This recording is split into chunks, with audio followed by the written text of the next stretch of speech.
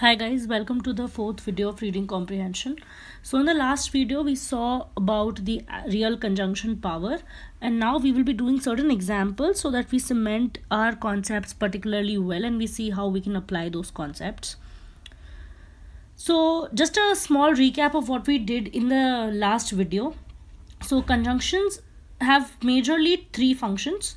The most important ones are number one, continuation, which talks about how one conjunction connects two sentences which are in continuation with each other. For example, the words moreover, in addition to. On the other hand, contrasting conjunctions are those conjunctions which connect two statements which present contrasting idea. For example, but is a contrasting conjunction. On the other hand is a contrasting conjunction. But there's also some kind of a gray area which I talked about last time, which is the isn't specified function area. So what falls under isn't specified function of a conjunction is actually how else can conjunctions be used. So the functions, the first two we are well aware is continuation and contrasting, which we've already seen. There's one conjunction type, one function, which is called analogy. So examples of these conjunctions are likewise and similarly. So you can talk about these conjunctions when you want to draw an analogy between two things. You use these conjunctions. Another function is the conclusion or consequence conjunction. So what this does is it gives you a complete idea of what is happening, and then they use the conjunction called hence, therefore, and something like this, which gives you a conclusion or consequence to the whole idea.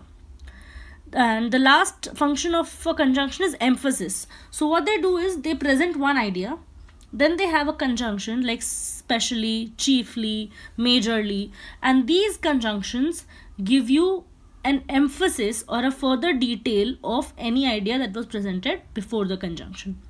So we can say that there are five functions of any conjunction. One is continuation, one is contrasting, one is analogy, which uses words like, likewise, similarly. Another is conclusion or consequence, and the last one is emphasis. All right. So why do we need to know all these functions? So that we know that our understanding is proper, we can improve our speed, and we can get to the general and the specific idea, and most importantly so that we can recheck our answers. All right.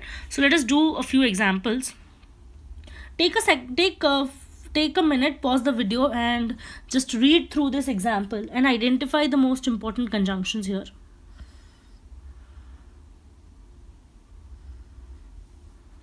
Yes, so I hope you've done it. And now let us move to my analysis of this particular example. If you can see, there are many conjunctions which are used here, which you can point out. For example, you can say that something like a particular with which you can, which is a conjunction. That is a conjunction. This particular conjunctions are the ones which are used but are not very important because they are not changing the frame of the whole concept. But the most important conjunction here is on the other hand. Now this conjunction is actually dividing the passage into two parts. This is the first part of the passage which presents one particular idea, and this is the second part of the passage which presents a second idea. So what does this say? This says that on the other hand, which I know is a contrasting conjunction, is presenting you two ideas. One in the beginning, which talks about the how he wants to drop a bomb, but the second is the conflicting idea which says what is stopping him, what is stopping you from dropping a bomb. So can you see, if you identify a contrasting conjunction which is on the other hand, you not only get the gist of the whole idea, but you also know that it is important that you read the whole paragraph because there is a contrasting conjunction.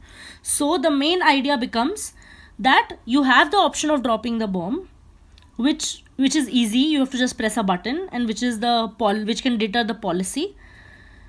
But you also think about why you should not do it. All right. So the main idea becomes you have the option, but why you should not do it. This is your general idea.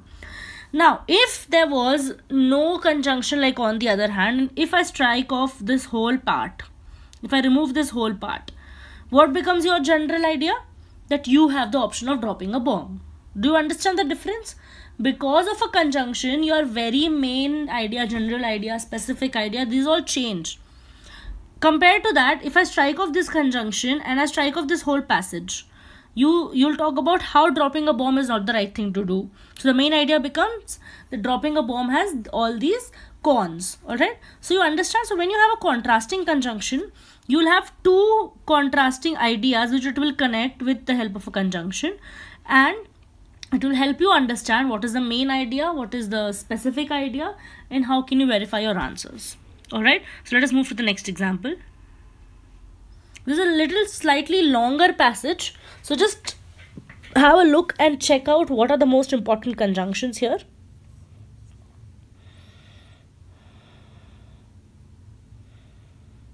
So I hope you guys have had a look and you guys have marked the important conjunctions that you can see. Now, there are many conjunctions in this passage. Obviously, the longer the passage, it will have more number of conjunctions. See, the first line itself has a conjunction but. Alright, so there are many conjunctions, but in order to make sense of the whole passage, you just need to get the gist of it. Alright, so when you want to get the gist of it, you need to find those conjunctions which really matter in this whole set of lines, in this long passage. So let us highlight the important ones. So if you see, in this whole passage, there are three words which tell you the logical flow of the passage and the aim of the passage. These three words, the first, second, third. Now what they tell you is there are certain suggestions that are being implemented. Alright. Now you do not know for what it is being implemented by only this passage, and obviously this is a part of a passage. So you will have some introduction above this. But that is not the point. The point here is to understand how conjunctions help you unroll a passage into smaller words and take off the gas. Alright. So now here you have three words which are first, second and third. So by the look of it, if I identify these three words, I know that alright, this whole passage is talking about three suggestions in which you can implement whatever is to be done, whatever needs to be done, that if you can implement, for that they have mentioned here 3 points. Now what is the importance of this? The first importance is I know that the general idea is suggestions for getting some task done. Alright. The specific idea is they're talking about 3 suggestions which are 1, 2 and 3, whatever are the suggestions given in the passage. So the first biggest advantage of identifying conjunctions here is you get to know the general idea and the specific idea first of all. Second, you get to remove the specific details if you do not want it. If there is no question based on what are the number of suggestions, how many suggestions are there. I know there will not be some direct questions, but any questions which are based on this kind of a passage wherein you know there are 3 parts, if there are no questions based on this part, you can speed read it. You can improve your speed and then you can read this passage, and this will help you save a lot of time and get to the point. This is the second advantage. So the first advantage was identifying the main idea and the specific idea. Second advantage was improving speed. And the third advantage is checking your answers. Now, if you know the gist of this passage and you see the questions, then you'll realize that there is no answer from this part in your questions that are being asked. Now, if there is no answer, that means your answers lie in the rest of the passage. So this will help you recheck your answer. Alright. So the 3 examples, the 3 advantages of this particular identification of conjunctions here is 1, it gives you a clear idea of what is the main and the specific idea. Second, it improves your speed. And third, it also improves your accuracy because you now know that this particular passage does not have the answer, or it has the answer or does not have the answer. You can get it from the gist of the idea. Alright, so if it talks about what is the kind of a semester system, or what is the annual income, or what is the star salary, you know it's here. Alright, so let us move to another example. Take a while and just check out this example. This is not as straightforward as the first 2 examples wherein you can divide the passage into 2 parts of contrasting ideas or divide a passage into point system. So just have a look and identify the most important conclusions.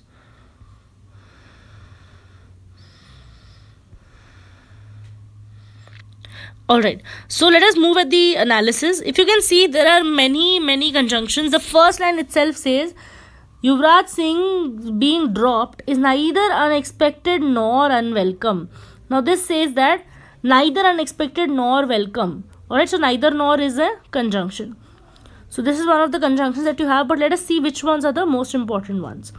Now, when you check this out, you'll find that two conjunctions jump out of the whole passage as the most important ones. One is either and one is alternately.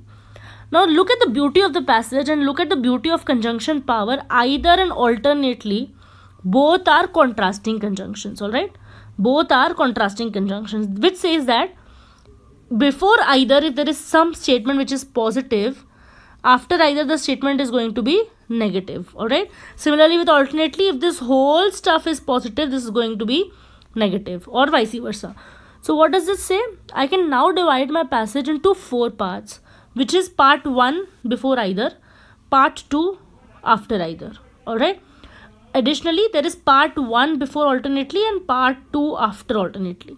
So now I know that there are at least 2 or 3 contrasting opinions which are being presented, or I can say that there are 2 contrasting opinions being presented, one over here, second over here, and within the first one there are 2 opinions, one over here and second over here. Alright, so do you get the point? So you understand that if you can identify contrasting or continuation conjunctions, you will be able to decode the passage and find your answers way more quickly, because you will know that, okay boss, this part is a positive part, this part is a negative part within either, and overall this whole part is a positive part and this whole part is a negative part. So when you want to look for answers, you directly jump to that part. So what does this do? This improves your accuracy, this improves your speed, and this also helps you understand the passage better. Alright, so this kind of an example, when you have, you do not need to see the, oh my god, how long this passage is, but you want to see on what is actually important and get away of the froth. Alright, so now you can see that there are certain places wherein you have an expansion or a specific details. He could get angry, he could surround himself, neither of those are friends, he promised, alright, and he's shallow, the friends are shallow and all that. So these are all specific details which I don't want to know. But this either part tells me that, okay, you have to read this statement and you have to read this statement, and within the statement you can get rid of all the continuation conjunctions. Alright, so guys, this was the examples of conjunction power. I hope you guys have cemented the idea. So let us just quickly take a look. You have a continuation conjunction, you have a contrasting conjunction, you have an analogy conjunction, you have a consequence conjunction, so, and you have a specific example conjunction. Alright, so this all makes sure that whenever you identify the conjunctions which are changing the course of the passage, you can identify them and you can classify them on the function that they are performing, so that you have better understanding of the passage, you read it even more in a greater speed, and your accuracy of answering is better. Alright, so thank you friends for being a part and listening to this video. I hope you had some kind of a content gain from this video, and we look forward to seeing you in the next video. Thank you.